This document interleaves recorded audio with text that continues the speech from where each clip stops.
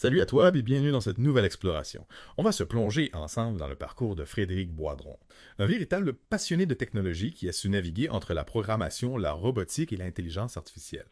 Ce qui est fascinant avec lui, c'est qu'il a documenté tout son parcours professionnel. Et c'est ce qu'on va décortiquer aujourd'hui. Absolument, c'est une mine d'informations. Et ce qui m'a frappé dès le début, c'est sa fascination précoce pour la technologie. Imagine, à 16 ans, il bidouillait déjà sur un Amstrad CPC, développant ses propres logiciels en Locomotive Basic et Amos. On parle d'une époque où l'informatique était réservée à une poignée d'initiés. C'est vrai, on n'avait pas d'Internet ni de tutoriel YouTube à l'époque.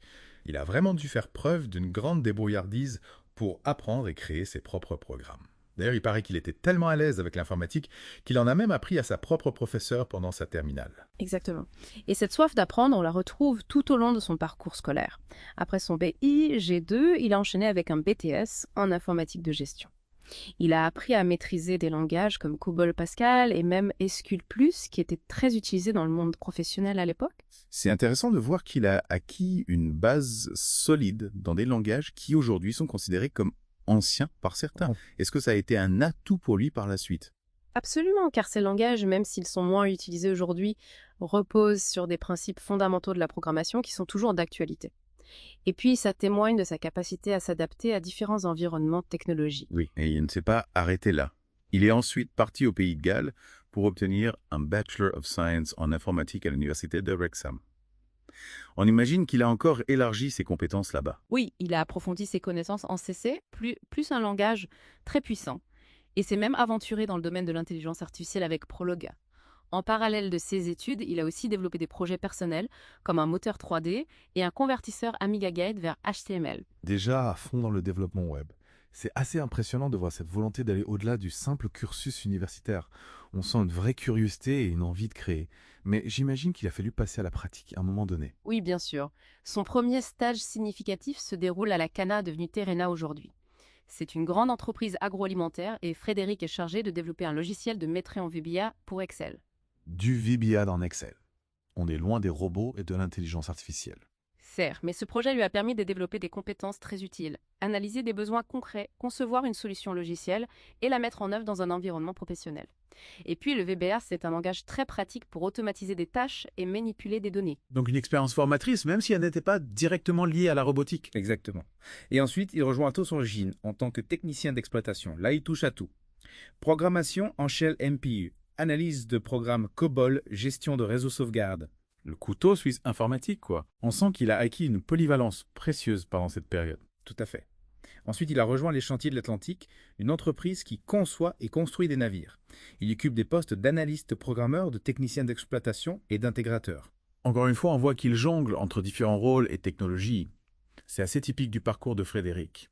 Y a-t-il un projet en particulier qui a retenu ton attention pendant cette période? Oui, le projet MT345, plus sûr. Il s'agit d'un programme en VBA sous Excel qu'il a développé pour générer automatiquement l'organigramme hiérarchique de l'entreprise qui comptait près de 5000 employés. Waouh! C'est un sacré défi de cartographier une organisation aussi grande. On imagine que ça a demandé beaucoup de rigueur et d'organisation. Absolument. Il a fallu collecter les données, les structurer, les traiter et les visualiser de manière claire et intuitive. C'est un projet qui a mis en lumière ses compétences en analyse en programmation et en gestion de projet. En plus de ça, il faut savoir que Frédéric est un grand passionné de jeux vidéo. Dès son adolescence, il s'est mis à créer ses propres jeux. Il a même travaillé chez Ubisoft, mais plutôt au service après-vente. Ah oui, j'avais oublié cet aspect. C'est marrant de le voir passer des chantiers navals à l'univers du jeu vidéo. Est-ce que cette expérience a eu un impact sur son parcours? Oui, car elle a nourri son désir de créer, d'innover et de repousser les limites du possible. D'ailleurs, il a même essayé de créer son propre moteur 3D, inspiré par le jeu Wolfenstein 3D. Un projet ambitieux. Est-ce qu'il a réussi à le mener à terme? Pas complètement. Il l'a appelé Toana et l'a développé en SDL Basic. Ce projet lui a permis d'explorer des concepts avancés de programmation graphique, mais il n'a pas abouti à un jeu complet. Dommage. Mais on imagine qu'il a appris beaucoup de choses en cours de route. Tout à fait. Et c'est cette soif d'apprendre et d'explorer qui va le mener vers la robotique. Mais ça, c'est une histoire pour la suite de notre exploration. Alors, on s'était arrêté juste avant que Frédéric ne se lance dans la robotique. Souviens-toi, c'est un reportage sur Arte qui a tout déclenché. Ah oui. C'est assez incroyable de voir comment une simple émission de télévision peut avoir un impact aussi important sur la vie de quelqu'un. C'est la preuve que l'inspiration peut venir de partout. En 2007, Frédéric crée le blog Robot Impact pour partager sa passion naissante et ses découvertes dans le domaine de la robotique. Et si je me souviens bien, ce blog a rencontré un succès assez phénoménal. Absolument. Robot Impact attire rapidement des centaines de visiteurs par jour. Frédéric devient une référence dans le domaine de la robotique grand public. C'est vraiment impressionnant de voir comment il a réussi à fédérer une communauté autour de sa passion. Est-ce que ce succès l'a amené à aller encore plus loin? Oui, c'est grâce à ce blog qu'il est repéré par un éditeur. Et c'est comme ça qu'en 2009, Planète Robot, le magazine papier, voit le jour. Un magazine papier. C'est audacieux de se lancer dans la presse écrite à une époque où le numérique prend de plus en plus d'importance. C'était un pari risqué, c'est vrai. Mais Frédéric avait une vision claire. Créer un magazine de référence pour les passionnés de robotique. Et le pari est réussi. Planète Robot devient rapidement une référence internationale. Mais comment a-t-il géré ce projet tout en continuant à travailler? C'est là que son sens de l'organisation entre en jeu. Frédéric met en place un système de suivi des articles très précis, un véritable tableau de bord qu'il appelle le sommaire. Il planifie le contenu du magazine jusqu'à 1 an à l'avance. Chaque article, chaque contributeur, chaque étape de la production est soigneusement consigné. Waouh! On comprend mieux comment il a réussi à maintenir la qualité et la régularité du magazine. Il a vraiment une approche méthodique et rigoureuse. Et en parallèle de tout ça, il fonde Adili Robotique en 2008, sa propre entreprise de vente de robots domestiques et de jouets robotiques. On retrouve vraiment son côté entrepreneur. C'est vrai, il ne se contente pas d'observer et d'écrire sur la robotique, il la vit au quotidien. Mais comment passe-t-il du rôle de blogueur et rédacteur en chef à celui d'expert robotique? Grâce à sa plateforme Planète Robot, il peut tester et évaluer une multitude de robots.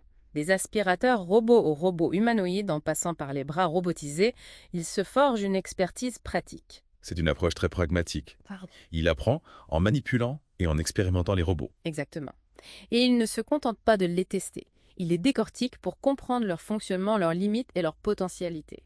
On imagine qu'il a dû rencontrer pas mal de défis et d'obstacles en cours de route. Bien sûr. Mais c'est justement en relevant ces défis qu'il acquiert une expertise pointue. Il apprend à programmer, à réparer, à adapter les robots à des besoins spécifiques. Et est-ce qu'il partage ses connaissances avec les autres? Oui, absolument. Il devient consultant en robotique en 2014 et met son expertise au service des entreprises et des institutions. Il conseille des startups, des grands groupes comme Vinci et même des collectivités locales. C'est intéressant de le voir passer du monde de l'édition à celui du conseil.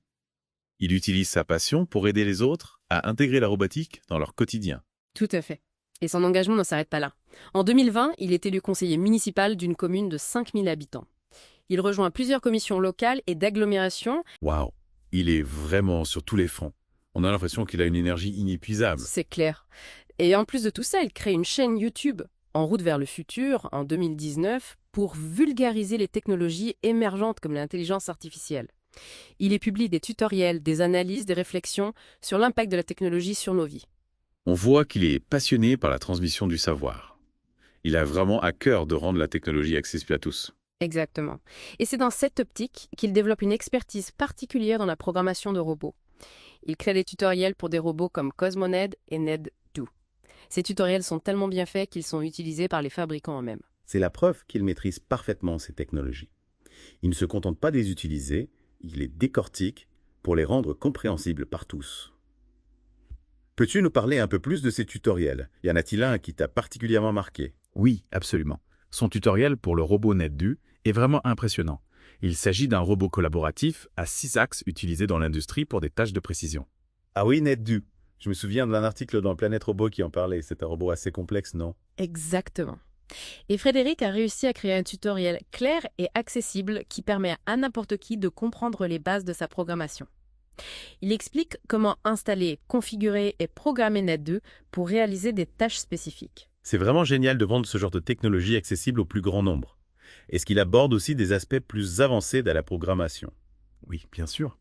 Il explique comment utiliser les capteurs du robot pour interagir avec son environnement, comment programmer des mouvements complexes et même comment intégrer Ned2 dans un système de production automatisé. C'est une véritable mine d'or pour tous ceux qui veulent se lancer dans la robotique industrielle.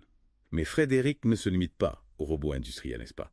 Il a aussi exploré d'autres types de robots, comme Cosmo et les kits Lego Mindstorms. Tout à fait, Cosmo. C'est ce petit robot expressif qui a fait fureur il y a quelques années. Frédéric a développé un programme pour qu'il se recharge automatiquement.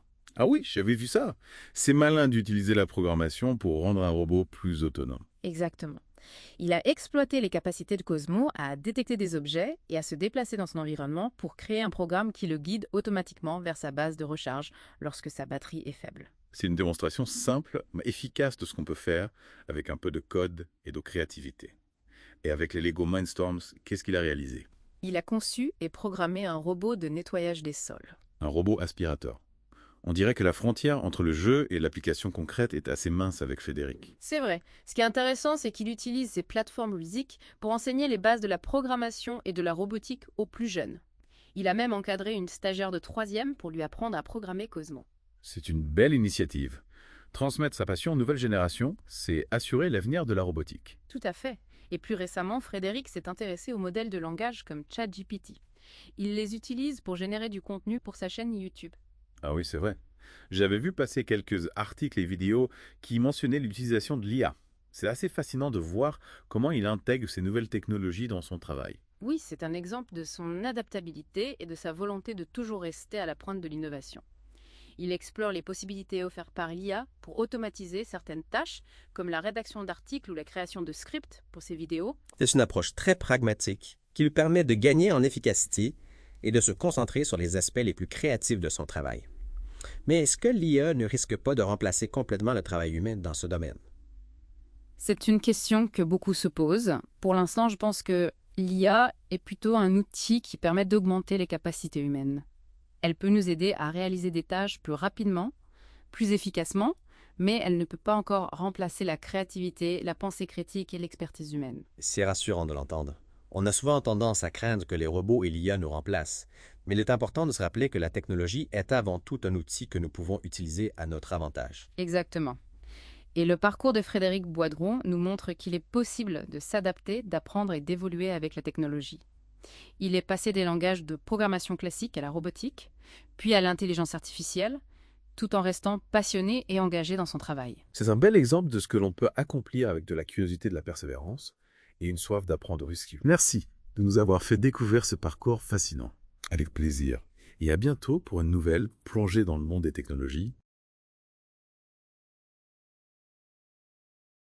Merci d'avoir regardé cette vidéo jusqu'à la fin. Ce podcast a été généré par une intelligence artificielle développée par Google, appelée NotebookLM. Contrairement à ChatGPT qui cherche des informations sur Internet, Notebook utilise les documents que vous lui confiez dans un espace dédié. Elle peut traiter jusqu'à 50 documents texte, PDF, vidéo et audio pour vous fournir une réponse ultra personnalisée. NotebookLM permet également de créer des podcasts audio automatisés, comme celui-ci, à partir des données que vous lui fournissez. C'est un moyen très pratique pour obtenir un résumé complet et ludique de nombreux documents parfois complexes. Comme vous avez pu l'entendre, les animateurs simplifient l'information pour être compris par le plus grand nombre. Actuellement, NotebookLM ne peut générer que des podcasts en anglais. Alors, comment ai-je fait pour obtenir ce podcast en français ? Eh bien, en fait, il y a une petite astuce que je vous dévoilerai dans une prochaine vidéo, enfin, si je reçois suffisamment de commentaires ici en dessous m'incitant à le faire. Pour concevoir ce podcast, j'ai utilisé les documents de mon mémoire de VAE pour un diplôme de niveau Bac+5 Manager des systèmes informatiques et robotiques que j'ai soutenu et obtenu en décembre 2023 à l'IMRIR, qui est l'Institut méditerranéen d'études et de recherche en informatique et robotique de Perpignan. J'ai eu l'idée de transformer ces documents en un CV un peu original, généré entièrement par une IA. Je n'ai rien ajouté ni supprimé, le fichier audio est brut. En revanche, les illustrations photos et vidéos proviennent de mes propres archives et de la banque d'images Pexels. Pour ceux qui ont visionné au premier degré cette vidéo comme un CV vidéo, sachez que l'IA a plutôt bien retranscrit mon parcours. Elle a juste inversé l'ordre de mes postes, elle a ainsi mentionné mon poste à Ubisoft comme étant plus récent que celui des chantiers de l'Atlantique, alors que c'est plutôt l'inverse. Ubisoft a été mon premier emploi en CDI en 1998. De plus, l'IA a omis de mentionner que je suis également animateur radio sur Graffiti Urban Radio. Avec Emmanuel Chopeau, nous co-animons l'émission Futur Numérique, une émission de vulgarisation des technologies depuis 2021 que vous pouvez retrouver en podcast sous cette vidéo. Merci encore pour votre attention et à bientôt pour un nouvel épisode d'En route vers le futur. Et comme d'habitude, si vous avez aimé cette vidéo, merci de mettre un petit pouce en l'air. Cela contribuera à faire connaître la chaîne aux algorithmes de YouTube. Si vous avez une question ou si vous avez un commentaire à faire sur cette vidéo, n'hésitez pas et je me ferai un plaisir de vous répondre moi-même. D'ailleurs, si je trouve la question intéressante, j'y répondrai en vidéo. Et surtout, abonnez-vous pour ne pas rater mes prochaines chroniques. Allez, ciao les humanoïdes!